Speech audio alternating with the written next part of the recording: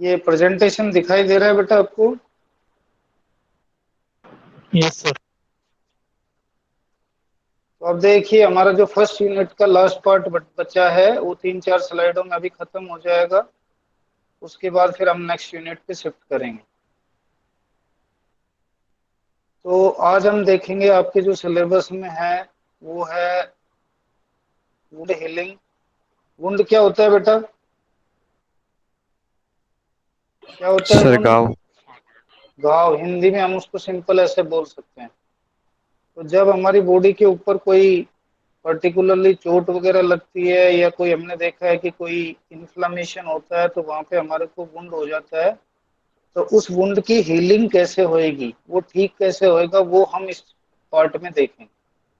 ये आपका last part है यूनिट फर्स्ट का। तो देखिए, वुंड हीलिंग क्या है। जैसा कि हम जानते हैं, जब हमारे को घाव होता है तो पर्टिकुलरली स्किन के ऊपर होता है। तो उसके स्किन के ऊपर वो हीलिंग प्रोसेस जो है वो वुंड का वो स्टार्ट हो जाता है, जिसमें हमारे जो नियर बाई सेल्स और टिश्यू हैं वो रीजनरेट और रिपेयर होकर के उस घाव को ठीक कर देते हैं। तो हीलिंग क्या है? Healing of skin wound. Healing of skin wound क्या है बेटा? It is a classical example of regeneration and repairing of tissues. कि जब भी हमारी स्किन के ऊपर कोई वुंड होएगा या घाव होएगा तो नियर बाई सेल्स और टिश्यूज जो हैं उनके अंदर रीजनरेशन और रिपेयरिंग प्रोसेस जो है वो एक्टिवेट हो जाएगा। तो वुंड हीलिंग जो है वो मेनली हम उसके अंदर पार्ट वाइज देखें तो इसके अंदर दो वुंड हीलिंग को हम दो स्टेप में कन्वर्ट करेंगे या दो स्टेप में इसको स्टडी करेंगे। पहला होएगा प्राइमरी यूनियन। इसको हम बोलते हैं हीलिंग बाय फर्स्ट इंटेंशन।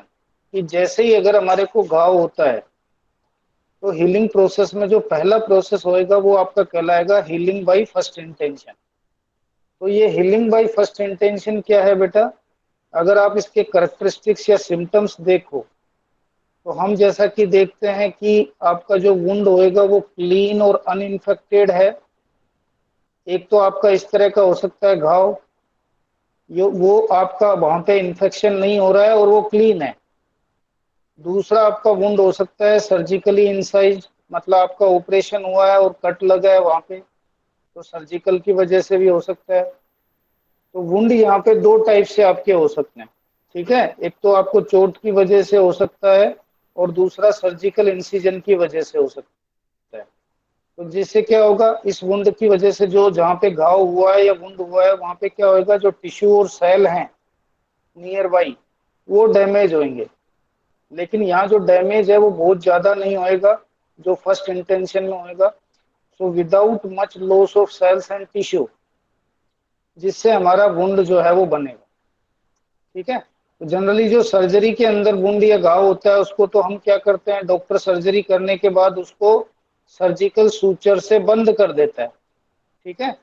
अगर आपका घाव की साइज और ज्यादा बड़ी है, ये सिंपल आपको जैसे चोट लग जाती है और चोट लगने के बाद अगर ऐसा लगता है कि वुंड की साइज बहुत ज्यादा बड़ी है तो भी डॉक्टर क्या काम करते हैं, आपके सूचर से उसको बंद कर देते हैं। सूचर क्या होता है, जिसको टाँके लगाना बोलते हैं ना बेटा, अपन स्टिच बोलते हैं कि स्टिच लगाने पड़ेंगे आपके, 2 स्टिच आएंगे या 5 स्टिच आएंगे। तो उसमें क्या करते हैं, ये जैसे आपका कोई स्किन का पार्ट है जिसपे घाव बना है या वुंड बना है। अब इसमें क्या होता है, डॉक्टर उसको स्टिच करके उसको सील देता है ना। तो इस तरह से स्टिच करने से क्या होगा, जो टिश्यूज हैं वो नियर बाई साइड पे आ जाएंगे और वहां सेल्स का रीजनरेशन होएगा और वो वुंड ठीक हो जाएगा। तो ये तो हो गया हीलिंग बाय फर्स्ट इंटेंशन। अब दूसरा है सेकंड प्रोसेस में क्या होगा, उसको हम सेकेंडरी यूनियन या सेकंड इंटेंशन बोलेंगे। तो यहाँ पे क्या होता है, क्योंकि यहाँ फर्स्ट वाले पार्ट में हम कह रहे थे कि यहाँ टिश्यू लॉस या सेल लॉस जो है वो बहुत कम हो रहा था। लेकिन इसमें क्या होगा, जो सेल लॉस या टिश्यू लॉस है वो ज्यादा क्वांटिटी में अगर हो रहा है तो उसको हम सेकंड इंटेंशन का वुंड बोलेंगे। फर्स्ट इंटेंशन का मतलब हो गया जिसमें आपके घाव के अंदर जो सेल या टिश्यू है उनका लॉस की क्वांटिटी बहुत कम है, विदाउट मच लॉस, तो उसको फर्स्ट इंटेंशन बोलेंगे। और अगर आपके घाव की क्वांटिटी में टिश्यू या सेल लॉस अगर बहुत ज्यादा है तो उसको हम सेकंड इंटेंशन बोलेंगे। तो इसमें क्या होगा, ये देखिए यहाँ पे particularly extensive loss of cell and tissue, और इसके लिए आपको क्या काम करना है, पर्टिकुलरली वो ओपन है तो इस केस में हमारे को सर्जिकल सूचर की जरूरत जरूर पड़ेगी। तो दो तरह के घाव हो सकते हैं, एक तो जैसे छोटा घाव या वुंड होता है उसमें आपके नियर बाई सेल्स या टिश्यू का डैमेज कम हुआ है तो उसको आप ओपन रख करके भी ठीक कर सकते हो। लेकिन अगर उसके अंदर बहुत ज्यादा सेल लॉस या टिश्यू लॉस हो गया है तो वहां पे हमारे को सर्जिकल सूचर या स्टिच की रिक्वायरमेंट होगी। ये चीज समझ में आ गई बेटा? Yes sir. यस। तो अब वुंड हीलिंग आपका जो कोर्स में दिया गया है कि वुंड हीलिंग के अंदर क्या प्रोसेस होता है, तो अभी हमने कहा उसको हम दो पार्ट में फर्स्ट इंटेंशन और सेकंड इंटेंशन के हिसाब से बता रहे थे। तो हीलिंग बाय फर्स्ट इंटेंशन या जो प्राइमरी यूनियन है उसमें अलग अलग इवेंट होंगी।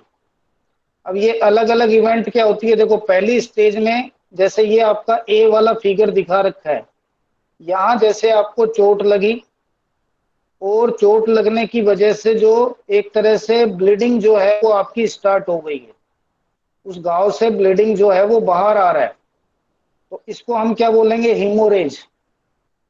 तो यहाँ पे एक तो हीमोरेज होएगा, ठीक है, और पर्टिकुलरली जो नियर बाई सेल्स हैं वो डैमेज होंगी। तो जब नियर बाई सेल्स डैमेज होती हैं, जो पर्टिकुलरली जहाँ पे घाव होता है उन सेल्स को हम पीएमएनएस सेल्स बोलेंगे, जहाँ पे नियर बाई सेल्स पे इंजरी हो रही है। ये देखिए इस साइड में और इस साइड में। तो जब आपको सूचर लगाया जाता है, सूचर क्या होता है, स्टिच। तो जब हम स्टिच लगाएंगे तो ये ध्यान रखना है कि इस वाले पार्ट में जहां हिमोरेज और पीएमएस आपकी सेल्स इन्वॉल्व हो रही है उस पार्ट की सेल में स्टिच नहीं लगाना, स्टिच उससे नीचे वाले पार्ट में हम लगाएंगे। तो उससे नीचे वाली जो सेल्स हैं उनको हम एक तरह से सील कर देंगे, इसलिए उनको सूचर ट्रैक बोलते हैं। क्या बोलेंगे, सूचर ट्रैक। ये चीज समझ में आ गई बेटा? Yes sir.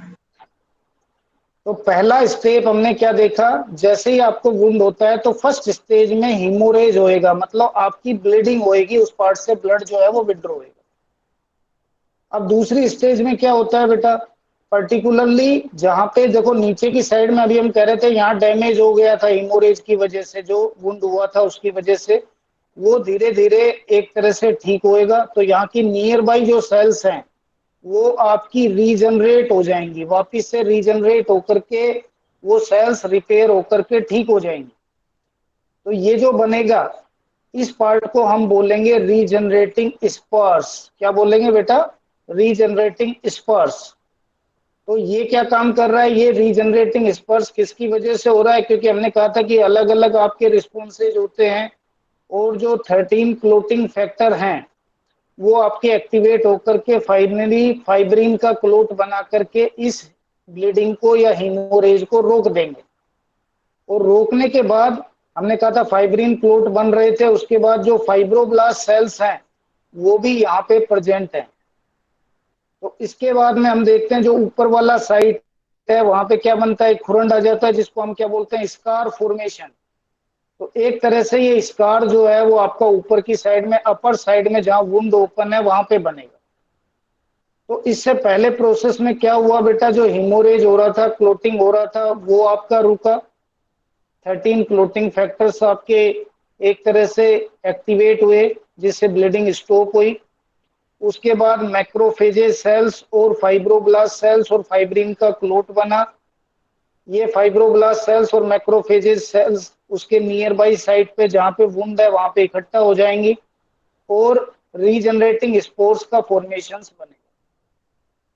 तो इस तरह से क्या देख रहे हैं बेटा, ये वाला पार्ट होने से एक तरह से ये प्रोसेस क्या हो रहा है भाई, बहुत तरह का, क्योंकि वहां पे वुंड हुआ था तो इन्फ्लामेशन हो गया था और उस इन्फ्लामेशन के लिए हमने कहा था बहुत तरह के मीडिएटर्स वहां पे रिलीज हो रहे थे, बहुत तरह की सेल्स वहां पे आ रही थी। तो मैक्रोफेजेज सेल्स आई, फेगोसाइटिक सेल्स आई, फाइब्रोब्लास्ट सेल्स एक्टिवेट हुई। तो इस तरह का इन्फ्लामेटरी रिस्पॉन्स सेकंड स्टेज में आपका डेवलप होगा। फिर तीसरी स्टेज में क्या होता है, ये जो स्कार या घाव होता है आपका ऊपर बनता है, जो खुरंड आता है जिसको हम सिंपल लैंग्वेज में बोलते हैं, वो भी धीरे धीरे वहां से हट जाता है और फिर आपको ऐसा लगता है कि पर्टिकुलरली आपका घाव ठीक हो गया है।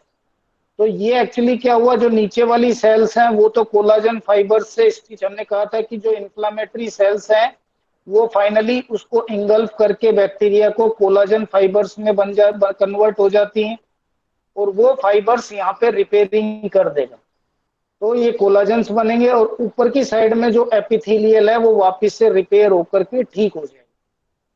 तो तीसरे स्टेज में क्या हो रहा है, एपिथेलियल चेंजेज हो रहे हैं, सूचर ट्रैक्स बन रहा है, कोलाजन ट्रैक्स बन रहा है, और पर्टिकुलरली वो रिपेयर होकर के ठीक हो गया। तो जो प्राइमरी इन्वेंशन आपका इंटेंशन या यूनियन होता है घाव का, उसमें क्या क्या स्टेज आ रही हैं। पहली स्टेज में हीमोरेज होएगा, देखिए यहाँ पे इनिशियल स्टेज में ब्लडिंग हो रहा है।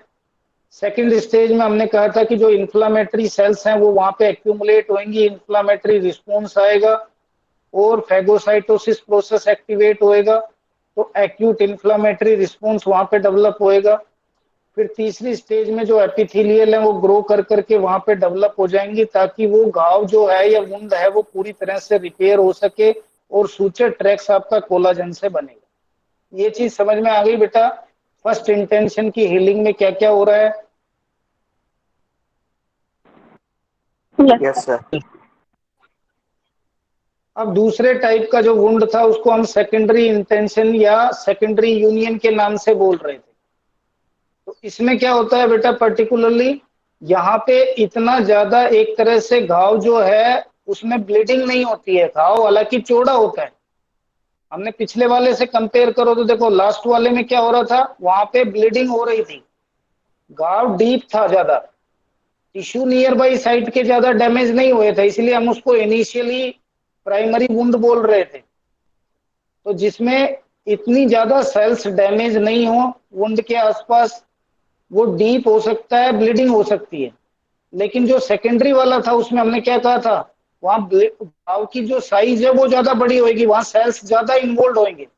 तो यहाँ देखिए ये जो साइज है वो आपके वुंड की ज्यादा बड़ी होगी। तो अभी हमने कहा कि जहाँ पे वुंड होता है वहां पे हिमोरेज होता है, तो नियर बाई साइड से यहाँ ब्लीडिंग हो रही है, लेकिन वो डीप नहीं है, और उसके नियर बाई सेल्स जो हैं वो डैमेज होती हैं, उनको हम पीएमएस सेल्स बोलते हैं। तो वो आपकी सेल्स यहाँ पे हो गई ताकि वहां रीजनरेशन प्रोसेस स्टार्ट हो। तो अब सेकंड प्रोसेस में क्या होएगा, अगेन वहां पे देखिए जैसे इनिशियल हिमोरेज होता है तो फर्स्ट स्टेज इसमें भी हिमोरेज हो रहा है। सेकंड स्टेज में क्या होगा, जो इंफ्लामेटरी फेज होएगी वो होएगी, उसमें पर्टिकुलरली बहुत तरह के इंफ्लामेटरी मीडिएटर्स वहां रिलीज होंगे, बहुत तरह की डब्ल्यूबीसी या न्यूट्रोफिल्स एक्यूमुलेट होंगे, मैक्रोफेजेज और फेगोसाइटिक सेल्स एक्यूमुलेट होंगी, है ना। तो ये देखिए यहाँ पे मैक्रोफेजेज आ रही हैं फेगोसाइटोसिस शो करने के लिए, प्लाज्मा सेल्स वहां से रिलीज हो रही हैं, पर्टिकुलरली न्यूवेस्कुलराइजेशन होकर के नई ब्लड वेसल्स का फॉर्मुलेशन हो रहा है, और फाइब्रोब्लास्ट सेल्स आ रही हैं ताकि उसको वो रिपेयर कर सके। तो उससे क्या हो रहा है, ये जो नियर बाई साइट्स है वो इस प्रोसेस को रिपेयर करना स्टार्ट कर देती हैं। तो सेकंड स्टेज में यहाँ पे भी क्या होगा, इंफ्लामेटरी फेज जो है वो डेवलप होगी, और फिर क्या होगा, जो ऊपर वाला घाव है उसके अंदर स्कार्फ फॉर्मेशन होने के बाद जो एपिथेलियल है वो डेवलप हो जाएगी, ठीक है, और कोलाजन के स्कार इसके अंदर भी बनेंगे। तो इनको जो सेकेंडरी इंटेंशन वाला वुंड होएगा उसमें भी स्टेज क्या होगी, पहली स्टेज हिमोरेज आएगी, सेकंड स्टेज यहाँ पे भी इंफ्लामेटरी फेज आएगी, तीसरा एपिथेलियल चेंजेज होएगा, यहाँ पे ग्रेनुलोसस टिश्यू और वुंड कंट्रैक्शन वो पर्टिकुलरली प्रेजेंट होएगा, ठीक है। तो ये दोनों के अंदर फर्क है, दोनों में जो अलग अलग स्टेजेज आएंगी वो स्टेज कौन सी होंगी उनको हम ये अभी आगे देखेंगे। तो जनरली जब भी हमारे को वुंड होता है उसकी हीलिंग प्रोसेस के अंदर चार स्टेज आपकी आती हैं। पहली स्टेज में क्या हो रहा है बेटा, हीमोस्टेसिस। हीमोस्टेसिस क्या होता है बेटा, ब्लीडिंग। तो जैसे ही आपको घाव लगता है वहां पे ब्लीडिंग स्टार्ट हो जाती है। सेकंड स्टेज में अभी हमने कहा कि वहां पे inflammatory acute inflammatory phase start होएगी, जिससे बहुत तरह के मीडिएटर्स रिलीज होंगे, फैगोसाइट्स वहां पे आएंगी, मैक्रोफेजेस सेल्स एक्यूमुलेट होंगी ताकि वो उसको इंगल्फ कर सके। फिर तीसरे प्रोसेस में वहां पे सेल्स का मल्टीप्लीकेशन होएगा, एपिथेलियल सेल्स का, जो जहां पे वुंड हुआ है उसको हम बोलेंगे सेल प्रोलिफरेशन। जो मल्टीप्लीकेशन होकर के रिपेयरिंग कर रही है वो प्रोलिफरेशन होएगा। और बाद में जो प्रोलिफरेट होकर के नई सेल्स बनी है वो मैच्योर सेल्स में कन्वर्ट हो जाएंगी ताकि वो वुंड पूरी तरह से सील हो जाए। तो इन 4 स्टेज में हम वुंड हीलिंग को आगे डिस्कस करेंगे। ये चीज समझ में आ गई बेटा? Yes, sir. तो देखो, पहले फेज में वुंड हीलिंग को हम 4 फेज में डिवाइड कर रहे हैं। फर्स्ट फेज है हीमोस्टेसिस, है ना, जो ब्लीडिंग हो रही है उसको रोकने के लिए हीमोस्टेसिस प्रोसेस एक्टिवेट हो रहा है ताकि ब्लीडिंग स्टॉप हो जाए। तो जैसे ही आपको घाव लगता है 1 से 3 दिन के प्रोसेस में ये वाला प्रोसेस आपका चलता रहेगा। फिर दूसरे प्रोसेस में इन्फ्लामेटरी सेल्स वहां पे रिक्रूट होंगी। वो कहाँ से आएंगी? ब्लड से या ब्लड वेसल्स से आएंगी ताकि वहां पे ग्रोथ हो सके, वेसलकुलर ग्रोथ के लिए। ये जो प्रोसेस होगा ये 3 से 20 डेज का हो सकता है फेज सेकंड में, जिसमें ब्लड वेसल से ये इन्फ्लामेटरी मीडिएटर्स और बहुत तरह के आपके मैक्रोफेजेस सेल्स वहां पे रिक्रूट होकर के एक्यूमुलेट होंगी। और तीसरी फेज में वहां पे सेल प्रोलिफरेशंस और ग्रेनुलेशंस होएगा। तो पर्टिकुलर जिन जो नियर बाई सेल्स हैं वो मल्टीप्लाई होकर के वुंड को सील कर देंगी, उसको क्लोज कर देंगी। ये अगले 1 से 6 वीक का प्रोसेस आपका रहेगा। ये टाइम ड्यूरेशन फिक्स नहीं है, ये डिपेंड करेगा कि वुंड जो है वो कितना बड़ा है, उसके बेसिस पे ये ड्यूरेशन चेंज होता रहेगा। और लास्ट में फिर जो सेल्स हैं जो रीजनरेट हुई है वो मैचुरेट हो जाएंगी। इस प्रोसेस को हम मैचुरेशन या रीमॉडलिंग बोलेंगे, जो 6 से 2 ईयर तक आपका होता है। तो इस तरह से वुंड जो है वो टोटली पूरी तरह से ठीक हो जाएगा। तो इसको हम 4 स्टेज में पढ़ रहे हैं। तो पहला स्टेज जैसा अभी हमने कहा हीमोस्टेटिस। हीमोस्टेटिस क्या होता है बेटा? कि जो ब्लड लॉस हो रहा है उसको रोकने के लिए प्रोसेस आपका एक्टिवेट होएगा ताकि ब्लीडिंग आपकी स्टॉप हो जाए। तो ब्लीडिंग स्टॉप होने के लिए हम जो हम 13 फैक्टर आपके इन्वॉल्व है। हमने पहले भी पढ़ा है, इंट्रेंसिक एक्सट्रेंसिक फैक्टर्स थे जो एक्टिवेट फैक्टर में कन्वर्ट हो रहे थे। मेनली हमने कहा था 10th फैक्टर आपका रिस्पॉन्सिबल था। तो 10th फैक्टर जो है मैं साइड में बता रहा हूँ कि किस तरह से ब्लीडिंग स्टॉप होएगी। 10th जो है वो 10th ए में एक्टिवेट होएगा, चाहे वो इंट्रेंसिक पाथवे हो या इंट्रेंसिक एक्सट्रिंसिक पाथवे हो, दोनों के अंदर ही पहले 10th फैक्टर 10th ए में कन्वर्ट होएगा। और वो 10th फैक्टर जो है वो प्रोथ्रोम्बिन को थ्रोम्बिन में कन्वर्ट कर देगा in the presence of calcium. यहाँ कैल्शियम भी आपका मस्ट है, वो भी एक आपका क्लोटिंग फैक्टर है ना। तो प्रोथ्रोम्बिन को वो थ्रोम्बिन में कन्वर्ट कर देगा। और फाइनली ये थ्रोम्बिन जो बना है वो फाइब्रिनोजन को कन्वर्ट कर देगा, है ना, फाइब्रिन के फॉर्म में in the presence of calcium. तो इस तरह से फाइब्रिन के फाइबर्स बनेंगे। वो जो फाइब्रिन के फाइबर्स हैं वो फाइनली फाइब्रिन्स के फाइबर्स क्या काम करेंगे? क्रॉस लिंकिंग बनाएंगे, एक जाल नुमा आकृति बनाएंगे ताकि वहां से ब्लड लॉस जो है वो स्टॉप हो जाए। और इस तरह से फाइनली फाइब्रिन का एक तरह से स्टेबल क्लोट जो है वो वहां पे बन जाएगा। ये प्रोसेस आपका कहलाएगा हीमोस्टेटिस। तो इस तरह से हमारा वुंड पे जो ब्लीडिंग हो रही है उसको स्टॉप करने के लिए, उसको लीक को रोकने के लिए प्रोसेस एक्टिवेट होता है। ये कोगुलेशन या क्लोटिंग बोल। इतना आ गया फर्स्ट पेज। Yes, sir. ये ऑलरेडी अपन कई बार डिस्कस कर चुके हैं। पहले भी आपका ये फैक्टर जो है वो कई बार आपका है कि किस तरह से क्लोटिंग इन्फ्लामेशन में भी हो रही है, उसको हमने यहाँ पे डिस्कस किया है। तो अब देखिए बेटा नेक्स्ट स्लाइड में सेकंड स्टेज को हम बोल रहे थे इन्फ्लामेटरी फेज। तो इन्फ्लामेटरी फेज आपकी सेकंड स्टेज होएगी वुंड हीलिंग की।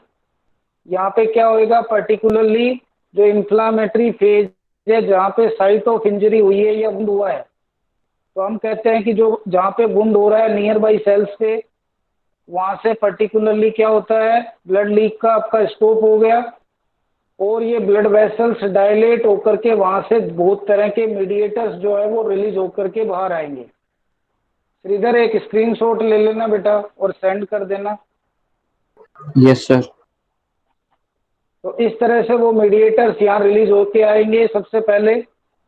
और उसमें बहुत तरह की इन्फ्लामेटरी सेल्स को एक्टिवेट करने के लिए पर्टिकुलरली हमने कहा भी था कि न्यूट्रोफिल सबसे पहले माइग्रेट करके उस साइट पे आएंगे, है ना, न्यूट्रोफिल्स एक्यूमुलेट होंगे और फिर उसके बाद मैक्रोफेजेज यहाँ पे एक्टिवेट होंगी। तो ये क्या होना चाहिए, इसके लिए जो ब्लड वेसल्स है उसमें, इंजर्ड वेसल्स में वैसोडाइलेशन उसके बाद होएगा। और ये मीडिएटर्स जब यहाँ आएंगे तो पर्टिकुलरली यहाँ स्वेलिंग करेंगे। तो सबसे पहली स्टेज में जब इंजरी हो रही है, इंजर्ड ब्लड वेसल्स जहाँ से लीकेज हो रहा है वहाँ पे लोकलाइज स्वेलिंग होएगी इंफ्लेमेटरी मीडिएटर्स मिलने की वजह से। फिर दूसरे प्रोसेस में हम कह रहे थे कि ब्लीडिंग स्टॉप करने के लिए यहाँ पे क्या होंगे, प्लेटलेट्स एक्टिवेट होंगे। तो प्लेटलेट्स यहाँ पे एक्टिवेट होंगे और हमारा जो क्लोटिंग फैक्टर है ना, क्लोटिंग फैक्टर जो 13 है वो एक्टिवेट फाइब्रिन का एक तरह से क्लोट बना लेंगे, जिसको हम हीमोस्टेटिस बोल रहे हैं। ये इन्फ्लेमेशन से इनको कंट्रोल कर रहा है और इन्फेक्शन को भी कर, इन्फेक्शन को कर है तो उसको जो फिर कर जाएंगे। सो ड्यूरिंग इन्फ्लामेटरी फेज जो डैमेज सेल्स हैं या क्या हैं या जो पैथोजेंस हैं नियर बनाएंगे, क्योंकि न्यूट्रोफिल्स और मैक्रोफेजेज उनको इंगल की, है ना, ये हमारा सेकेंड स्टेज होएगा जिसको हम इन्फ्लेमेटरी फेज बोल रहे हैं। ये समझ में आ गया बेटा?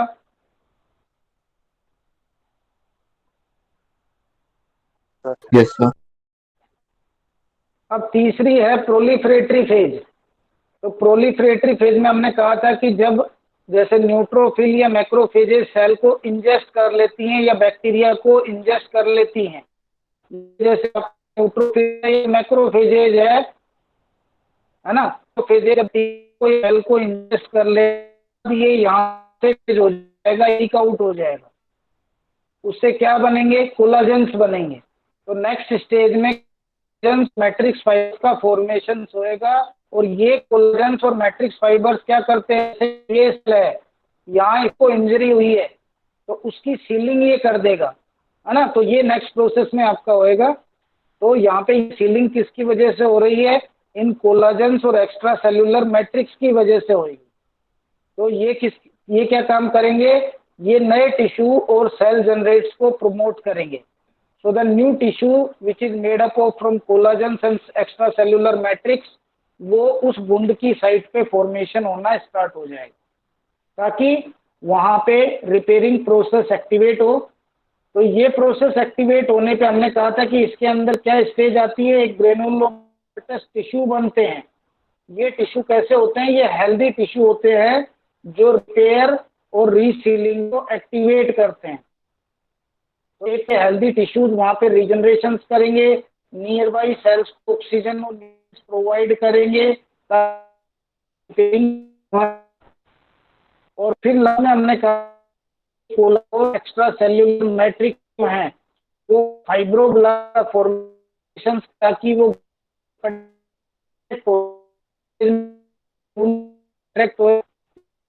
सेल्स पे फाइब्रोब्लास्ट हो गया, जो आसपास सेल के पास में लेके आएगा, पुलिंग पे कंट्रैक्शन होकर के वो वापिस से क्लोज हो जाए। और लास्ट फोर्थ स्टेज आपकी होएगी मैच्योरेशन फेज। मैच्योरेशन फेज में हम कहते हैं कि टिश्यूज या सेल्स आपकी रीजनरेट के बने हैं, वो रीमॉडलिंग होकर अलग टाइप की सेल्स में कन्वर्ट हो जाएंगे, है ना, और उससे रीमोडिंग होएगी और वुंड पूरी तरह से हील हो जाएगा। तो इसी स्टेज भी इसलिए बोलते हैं वुंड की, क्योंकि ये स्टेज है जिसमें या वुंड ठीक ऐसा हो जाएगा।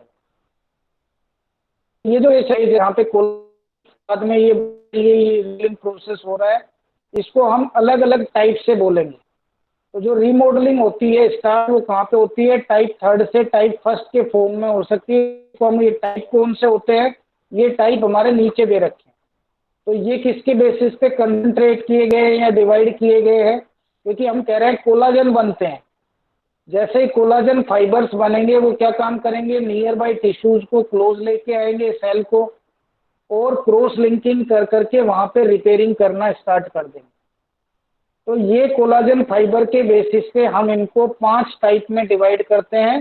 पहला collagen type first, then collagen type second, collagen type third, collagen type 4 and collagen type 5। इस तरह के 5 टाइप्स के ये कोलाजन्स रहेंगे। ये अलग अलग किस किस सेल के अंदर है या किस बॉडी के पार्ट में है, उसके बेसिस पे इन कोलाजन को हम अलग अलग पार्ट में डिवाइड कर रहे हैं।